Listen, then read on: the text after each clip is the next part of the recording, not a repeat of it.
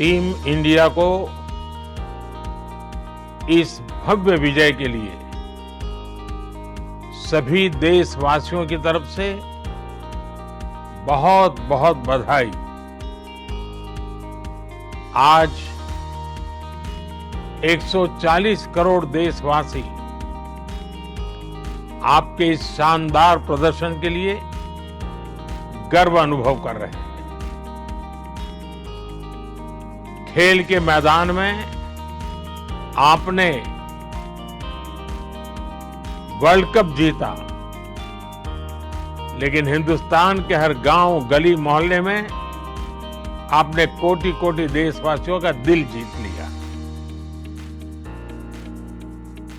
और ये टूर्नामेंट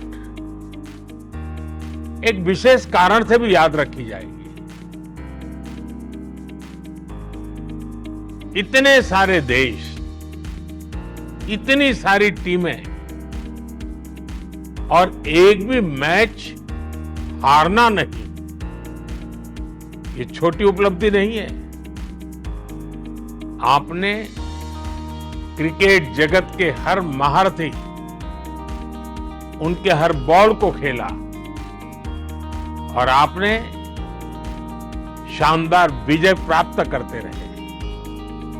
एक के बाद एक विजय की इस परंपरा ने आपके हौसले को तो बुलंद कर दिया, लेकिन इस पूरी टूर्नामेंट को भी रसप्रद बना दिया, रोचक बना दिया। आपने शानदार विजय प्राप्त की है।